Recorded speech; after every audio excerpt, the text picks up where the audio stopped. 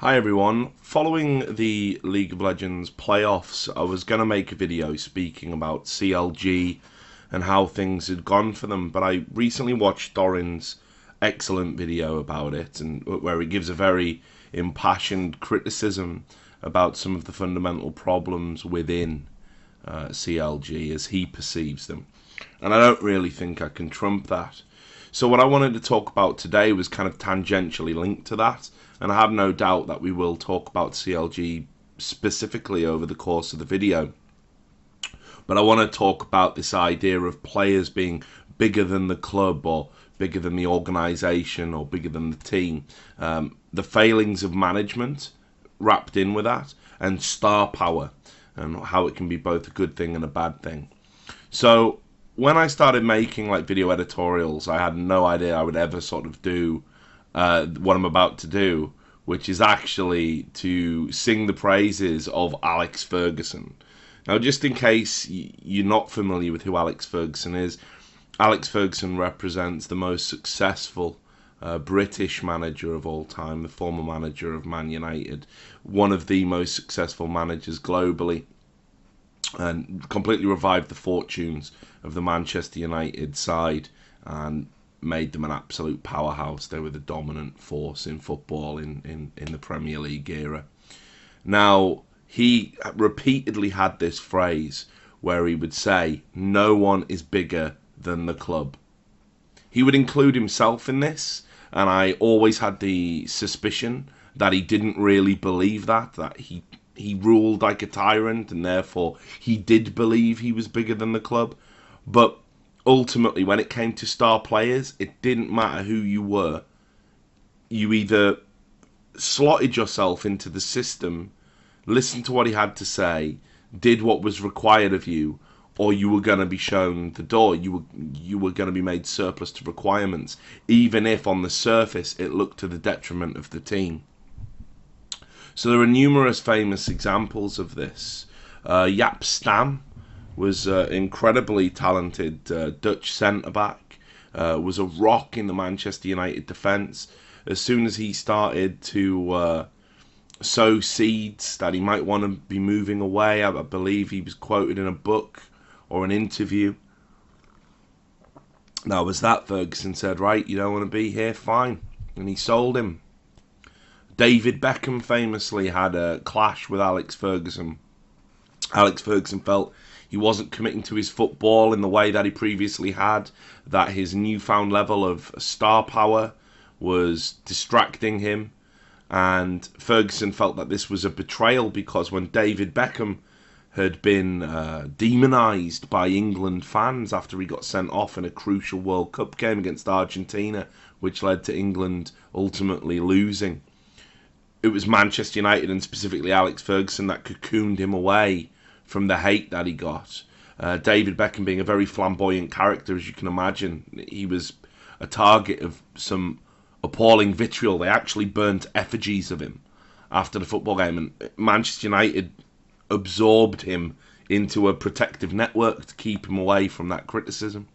So when David Beckham sort of started becoming, again, having his second wind, if you like, as a celebrity, and was involved with Victoria Beckham and the high life, Ferguson challenged that. And when that challenge ended quite badly, Alex Ferguson threw his shoe at him and cut his eye, and Beckham went out, and the reporters saw it. It was quite clear that there was only going to be one winner in that clash, even though David Beckham was, an icon. It was the same for Roy Keane, a man who many people saw as Alex Ferguson's avatar on the pitch. And by that I mean he was the on-the-pitch enforcer of Alex Ferguson's will and Alex Ferguson's ideas. When he went on a Manchester United TV interview and he actually was critical. He didn't want to do the interview, and Keane is very forthright. He speaks his mind. He criticised Darren Fletcher and John O'Shea, I think it was, and even Rio Ferdinand, who was a huge marquee signing for Manchester United from Leeds. And that was that. Ferguson was absolutely appalled. He had the interview pulled from the Manchester United TV repeats from their circuit, and that was that. Keane was effectively on his way out of the door. Now, Ferguson's ethos about no one being bigger than the club is it's very unique, actually, and it's something that I think people in esports could learn from. Very often, we've seen that there are so many teams that rely on star players that maybe aren't quite as good as everybody perceives them to be, or they rely on a player's popularity rather than his ability to deliver results or performances. And I understand why this is, because we have so many revenue streams in esports that are all based around popularity that it would be completely counterproductive if you were lucky enough to acquire a star player or have a star player on your books, that the idea of surrendering that just because they couldn't perform or just because they weren't actually ever going to win anything, that would be counterproductive. We negotiate in esports advertising campaigns where we get paid per ad impression. Now, what brings people to click on those adverts is that presence, is that star power, is that popularity. That's what drives people to those campaigns. That we agree. You know, think of Evil Geniuses and their HyperX adverts. That's a traditional commercial endorsement in a way, and that's why all advertisers will have prominent sports stars using their products. The idea is that there will be a greater uptake, a greater number of eyes on the product to begin with. So this could be Wayne Rooney somewhat hilariously advertising Lucozade, or Beckham advertising Brill Cream. The point is that people will be watching what they are endorsing, what products they are using, and they will go out and copy them. So in esports, we have a sort of watered down version of that, where it's actually, I like player X, so everywhere player X is, I will click on it. And because of this, and it's not just that as an advertising revenue, actually, it goes right the way through to merchandising sales, streaming revenue. Because of this, it's very hard to, as an organization manager, to make that difficult decision and say, actually, no one is bigger than the club, because you run a risk of financially harming you, of reducing the overall value of your product, which is, of course, your organization. I'll speak to my own experiences in this. And that is when I was a manager of a team called Zboard, named after the Zboard products, which were, I think by the time I had took over as a manager, were an offshoot of a company called Ceratech. Zboard had been the most successful UK Counter-Strike source team in the very early period of the game. They had a lot of high-profile players that were known for being a little bit eccentric, and it was also considered a hotbed of UK talent. All of the best UK Counter-Strike source players at one point played for Zboard, it seemed, including even now George Hoods G. Hoskins, who was recently seen at Gfinity playing with Infused, to give you an idea of his longevity in the Counter-Strike scene. So, and keep in mind we're talking about 2005, 2006 here. So when I was manager of Zboard had been successful, but we were entering into a new era, a kind of modernization of Counter-Strike source. The UK orgs, the UK players were still very good, but we were getting our first professional league ahead of the Championship Gaming Series, CGS for short. We were seeing European teams becoming incredibly professional and dedicated. Teams were getting salaried. And it was very hard for us to sort of keep up with that without the resources. Now, when it came to competing at the CGS, Ceratech actually had said to us quite specifically, it would be to the detriment of the organisation to actually win the whole thing. that would be, they would have lost the team. We would have got drafted. All they ultimately cared about was the exposure. That's why they were on there. So they gave us the money to go and attend this tournament, but they didn't actually want us to win it because it would have been detrimental to them. They wanted to retain their players. They didn't want to have to rebuild. And equally, throughout every tournament I was a manager at, we all got told the same thing. You don't need to worry about winning. Just go to the event, have a drink, do it rock and roll, and be seen. That was what we used to get told. Take vlogs, write blogs, but make sure that you're rock and roll, that you're having a good time. And it was very, it was very, what's the word? Almost like a seductive element. There I was as a manager, in my early 20s, I think, at the time. And here I was being given money and being told, make sure you go out and spend this on having a good time, take some photos of you partying. And we posted, I think, some, third places, some second places. We never quite were good enough to actually win things during my tenure. And I look back at that and I often wonder, how nice would it have been if that had been different? The memories are amazing. We had some great times. I've got some incredible stories, stuff I probably couldn't put onto a video, actually. And I wrote an article about it, about how it all came crashing down, actually, during the CGS. We were getting drunk pretty much every night. The CGS were kind of spying on players and monitoring behaviour to see how they would cope in a professional environment. And, of course, we were a fucking shambles, frankly. And just before we had to go to the London TV studios to film it, we had a massive fight in the flat between two of the players. I wrote an article about it called the 500k slap, which of course was the prize money you stood to win if you actually made it into CGS.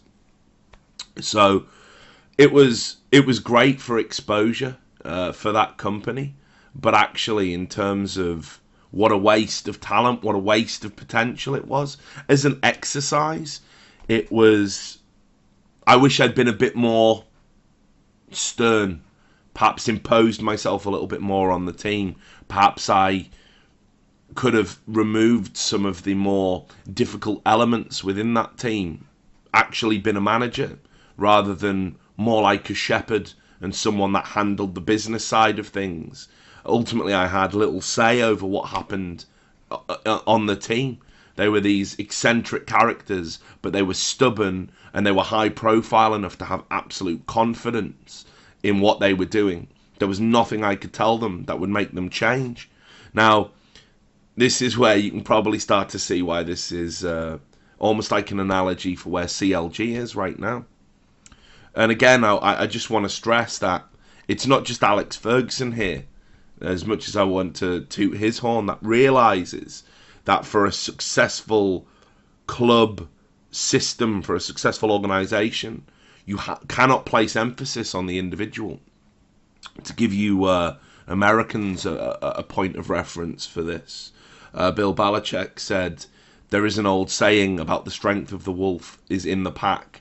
And I think there is a lot of truth to that. On a football team, it is not the strength of individual players, but it is the strength of the unit and how they all function together. Jose Mourinho as well said, again, arguably the most talented football manager in the modern era now that Ferguson has retired, said, I will not speak about individuals. Players don't win you trophies. Teams win trophies. Squads win trophies. Now, another reason why you cannot apply this ethos in esports very successfully is that, well, quite simply put, fans don't have a relationship with organisations or with teams. Think of all of the great League of Legends sides that we've had. Your Gambits and your very first season Fanatics and I guess the modern Fnatic now that's been rebuilt in incredible circumstances that have performed incredibly well this split. Think about when players like Alex left, or ex-Peke. What happened was there was a large number of fans each time who said, I no longer support Gambit. I no longer support Fnatic. And what you realise is that fans don't necessarily have a relationship with the team. The fans have a relationship with the players.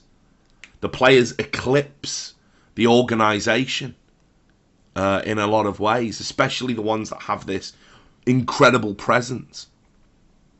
And there is the way that esports broadcasts and the way that esports works in its current landscape. The relationship between fans and players are incredibly amplified in comparison to sports.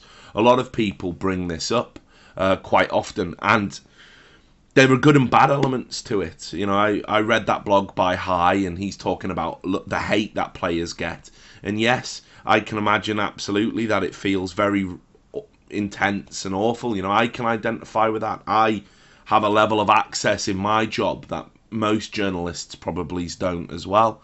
People find you on Twitter, they find you on Reddit, they can find you on Facebook, but they will find you and they will let you know what they have to say. Equally, we expect a level of accessibility with our esports stars. It is an essential component of a Riot event, for example, that you will have a meet and greet with the fans. You will make yourself accessible. You will sign those autographs. You will pose for those photos. And the way the streaming element works, there isn't really a sport where I could sit and watch a footballer practice keepy-ups or free kicks just like that, just straight away. There isn't an environment where I can have Wayne Rooney, again, to name drop him. I mean, they would be terrible anyway. I don't know why anyone would want this. But let's just say that there was an option there to sit and listen to Wayne Rooney talk every night. I mean, it's a nightmare in a lot of ways. But if that option was there, I would imagine that if I was the type of person who gravitated towards that in the first place, I would feel myself forming an almost imaginary bond over the nature of, due to the nature of this intimate what feels like a one-on-one interaction. So because of this, if you have an accessible or personable star in your team, the fans will always side with them over the organisation, over the management. The fans will always give those players, no matter how unsuccessful they are, no matter how often they fail to deliver, the fans will continually give them more and more chances. Which is why I think it's quite telling now that, for the most part, CLG fans are saying they're fed up with certain players in the team. After 5 splits or whatever it is, I think finally that patience is wearing thin.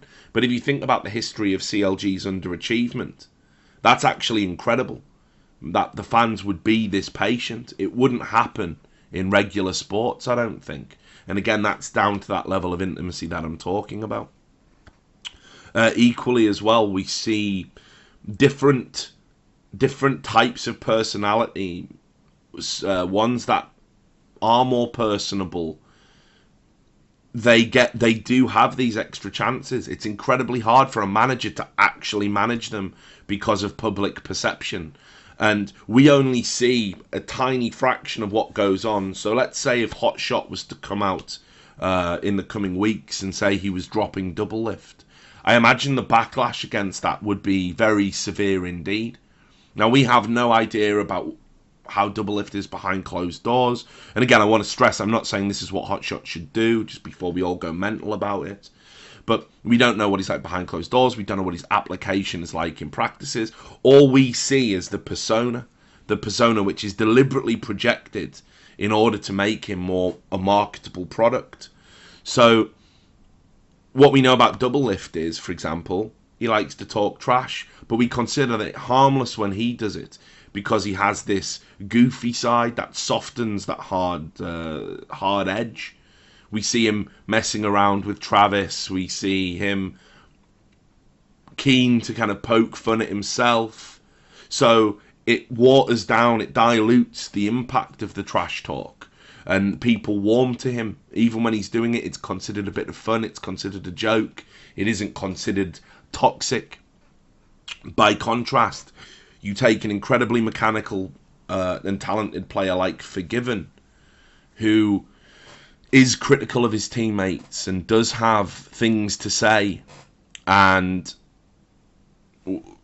you know, when he does say these things publicly, he doesn't have that goofy side.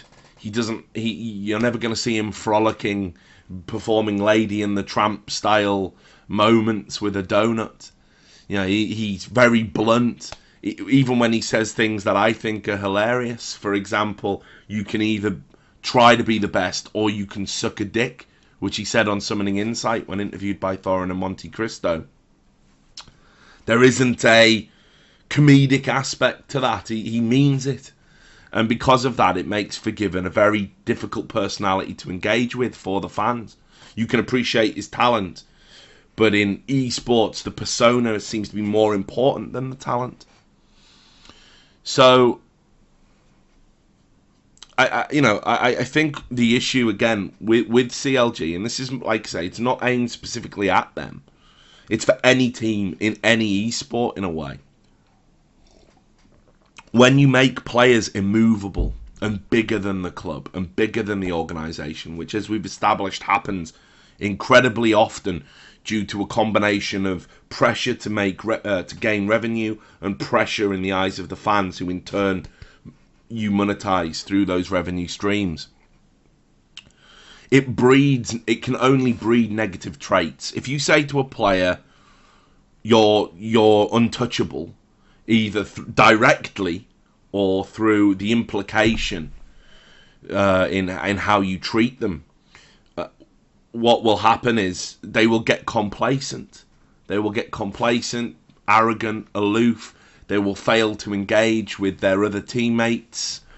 They will not approach simple tasks in a way that is conducive to somebody that actually understands all teams need a hierarchical element to be successful. Now, true champions in any sport are just never complacent. Most of them are incredibly restless, anxious almost about the levels of performance and what they're going to deliver. So to use a rugby example, and again, I understand this isn't necessarily global, but I used to coach rugby, I used to play rugby. Rugby, growing up, was a big part of my life. It was the first real team sport I ever engaged in. It was the first time I submitted to a coach and to a manager and to a mentor figure as a very young kid. And there was a famous rugby player I'd like to think that everyone has heard of, the English fly half Johnny Wilkinson. Now, Johnny Wilkinson revolutionised the kicking game in the modern era. His technique was copied, replicated, and he was the spearhead of England's new wave of success. Yes, they had a golden generation of players to build around him, the right blend of experience and talent coming through. But Johnny Wilkinson always gave England a fighting chance of winning a game because his kicking was so prolific. Now, you speak to any England player when they're interviewed about Johnny Wilkinson, and they will say, what was Johnny Wilkinson called around the training ground? And they will tell you he was called one more, because that was how he approached everything. When it came to doing a drill, if he had to do a lap of the pitch at the end for a warm down, he'd do one more. If he had to do a set of kicks from various angles, if he wasn't satisfied, he'd do one more. He was always the last person to leave the training ground, and he said he couldn't disconnect from that requirement to be excellent, that he put that pressure on himself to always just keep going, that he felt even if he attained perfection, he would still that then it couldn't be perfection by definition, that he could go one more if he would just work a little bit hard. And he talks about where he got that from, and he actually got that attitude from his brother when he was growing up. They used to play tennis when they were kids, and they would knock balls around for hours, and his brother used to be like, let's do one more, let's do one last set. And he said when he made the decision that that shot was going to be the last, but his brother still wanted to do one more, it almost like scared him. So he took that into his rugby and went on to become a legend. He won the World Cup in 2003 in Australia. Just a phenomenal player. And again, to put it in perspective, he wasn't just a kicker. He worked on all elements of his game. Wales had a legendary fly half who all he really brought to the table was his kicking, called Neil Jenkins. Also, one of the ugliest humans to ever have lived, but my God, he could kick a ball. And Wilkinson knew that, again, the way the modern rugby was heading, a fly half couldn't just be a kicking machine. So he was a kicking machine, but he was also a huge tackler. This is how he continually separated his shoulder a lot of the time. He was putting, more often than not, it wasn't him being injured by someone tackling him. It was by him tackling someone else. So this one more attitude is something that it's never going to be there if you say to a player, we're not going to drop you, you're fine, you're going to remain in the team no matter what happens. Where is the motivation then to work harder than anybody else when your paycheck is guaranteed, your status is guaranteed, and you feel quite comfortable as well because of your star power, that no one's going to touch you? The fans are going to be there to support you in the event of anyone even criticising you. So again, just to link this back to a CLG example, Link reportedly, when Dexter was in the team, just wouldn't duo queue with Dexter to build that mid and jungle synergy. Apparently he just didn't want to do it. And obviously there's the running meme about how he would rather be playing Hearthstone than actually doing solo queue or practicing in any sort of practical way for CLG. And this seems to be the real issue with Link for me. It's not that he doesn't have the talent. It's not that he doesn't have the ability. It's that it's been stunted and held back. That actually, for all the jokes about CLG and their potential, Link does have that potential, but he's not where he should be in the developmental curve because he's only started to put the work in recently. Now that criticism, yes, you can aim it at Link, but it's the management that need to motivate and pressurize even the star players. And I don't think CLG successfully did that. They pretty much guaranteed that he always had a place in the team. And even when they said all spots are up for grabs, we're going to try out mid laners, everybody knew at the time if they brought in a new mid laner, they were going to move Link to jungle. They played practice games with Link in a jungle capacity. That just says right from the bat, yeah, we're going to look for new players, but you're not one of the ones out of the door. Now, he's had a great regular split statistically. He's even put in some good performances against teams that went on to the playoffs, even though CLG's record against all other teams in the playoff was only 4 wins to 6 losses, suggesting that there is a problem against top opposition. There is a mentality problem. But when it came to those big games, his performances were absolutely awful.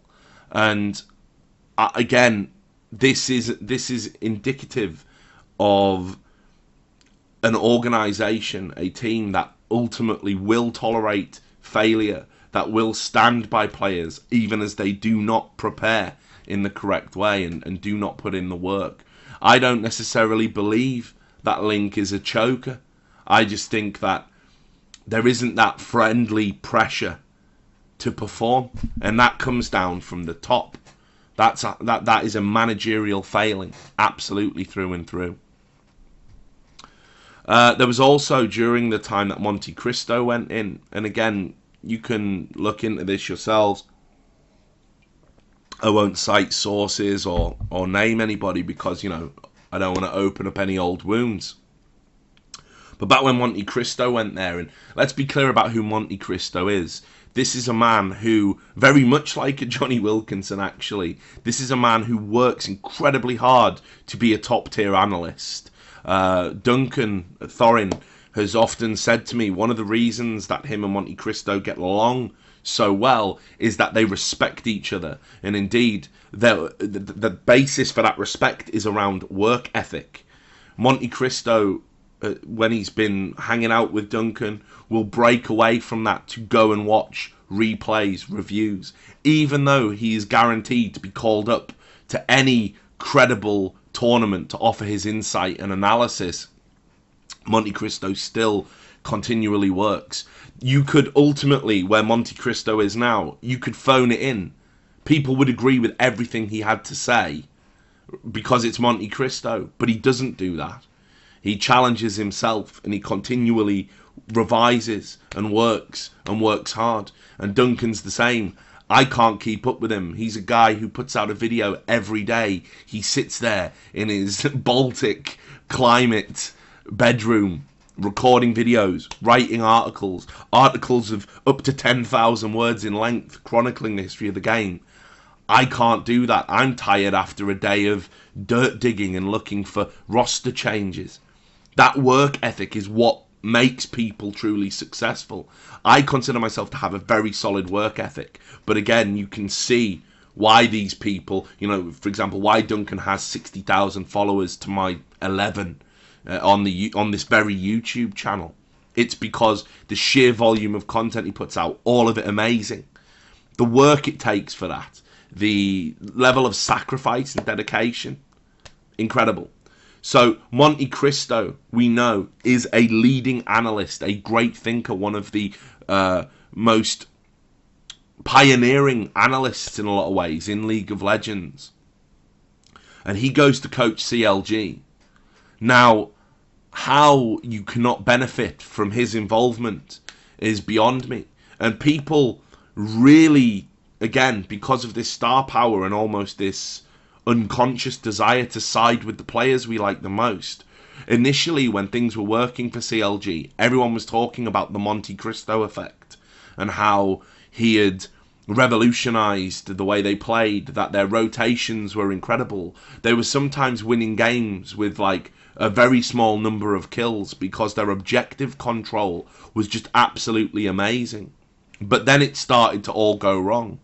And people placed the blame for this on MonteCristo rather than the players. Reginald from TSM and some of that TSM entourage as well were very sure to twist the knife, especially after CLG fielded a skeleton team for their last few games and went to Korea because they wanted to prepare for Worlds, which, okay, that looks like a very arrogant thing to do, especially considering they went to relegations. But they were in a rock and a hard place. There was Seraph's visa issues, which are an ongoing factor for any team in NA that have foreign players. But people criticised MonteCristo. They tore him down. They said it was his fault.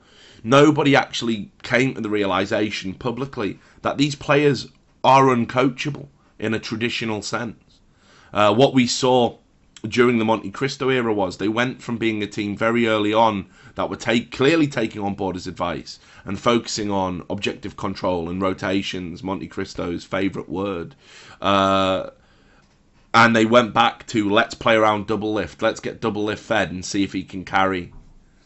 And you saw that, and that's why they nearly got relegated from the league, which would have been, losing 2 games to Curse Academy before coming back and winning 3-2. An incredible series, but an embarrassment that CLG are in that position to begin with.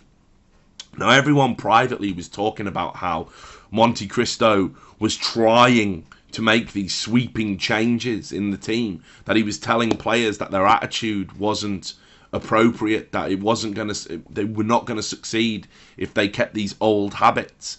And the players continually challenged that authority and would not listen. And when MonteCristo left, again, while he very professionally bowed out, and even at the height of derision and people mocking him and TSM fans mocking him and mocking CLG and blaming him for their failures, he never publicly said, actually, the players were behaving like children. He never said that. But it was something that was very often talked about in North America. So we have this season again where CLG struggle, and nobody's talking about Skara's failings, although perhaps they are. Perhaps there is talk of a change in coaches. Perhaps this undermines what Skara brings to the table. But ultimately, again, what CLG suffer from is you have players just bigger than the organisation. Players that will not, that cannot be coached, that cannot even sort of acquiesce to, like say, to submit yourself to somebody else who has a clear view of what you need to do to improve. It is very difficult when you are...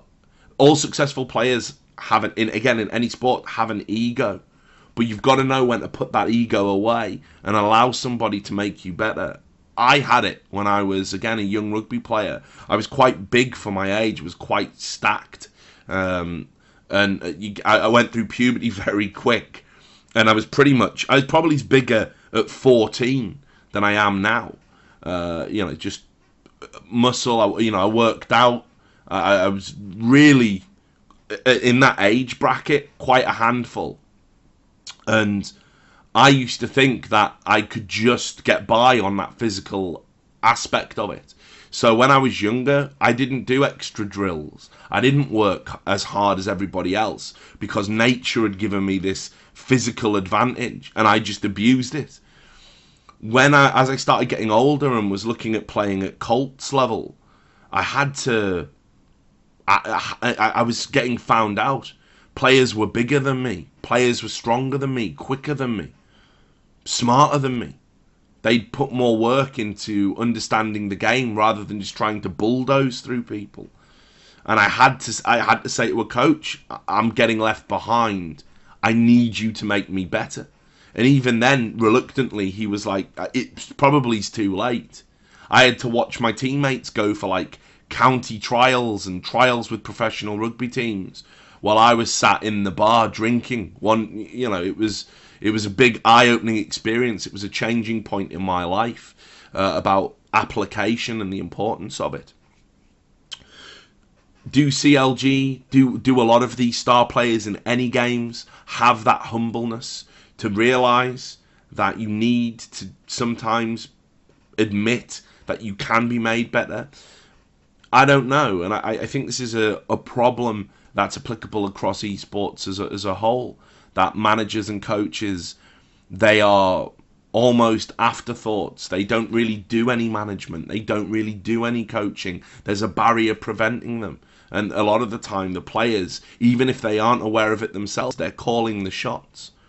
Successful organisations, successful teams do not allow this to happen.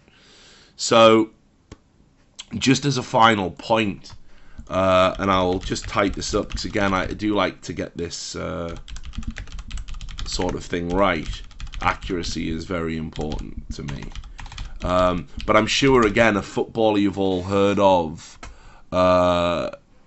is Eric Cantona. Again, a Manchester United player who left Leeds in dubious circumstances after some infighting in the team, was bought for a somewhat paltry sum of 1.2 million, I think it was, from Leeds to Manchester United, and was such an incredible and flamboyant player. He was hugely influential in making that Manchester United team successful, not just because of his phenomenal talent and vision, but also because of his natural leadership qualities and the way that he dedicated his time to teaching the youth and the young generation who come through, people like David Beckham. Now, he once very publicly and derisively described the French international captain, Didier Deschamps, a defensive midfielder, as the water carrier of the team. And what he meant by that was that he was nothing special. He would never be able to do the things that an Eric Cantona could, and that he should just give the ball to more talented players. That he should just, in essence, be that water boy that just keeps the better players, the star players, the talented players hydrated. You know, that's all you're going to bring to the table. But of course, Didier Deschamps wasn't just a water carrier, but he knew how to play to his strengths. He knew, he had that humility to know that what Eric Cantona was saying was right, that there were incredible, phenomenal players that could do things that he couldn't. And so he would give them the ball, not because he had to, because anyone told him to. He did it because he knew he had to for the team to work. That if he tried to do too much, that if he tried to be the star, it would hurt the team's chances overall.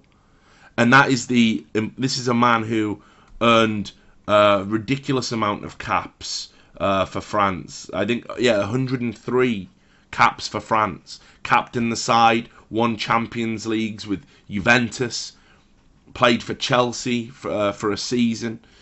Just a ridiculously good player. Obviously, somebody that was recognised by everybody in the game as being somebody you would want to play with.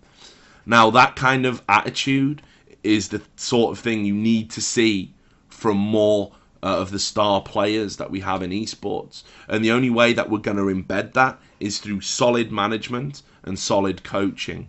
And sure, this could be a parable, if you like, about CLG, but it's a lesson for all teams that if you want to be successful, sometimes a star player and how shall I put it? Sometimes a star player and feeding into that idea of having star players, it's not the way to go. The team always has to come first, and no one is bigger than the team. Anyway, thanks a lot for listening to these thoughts, and I will see you on the next video.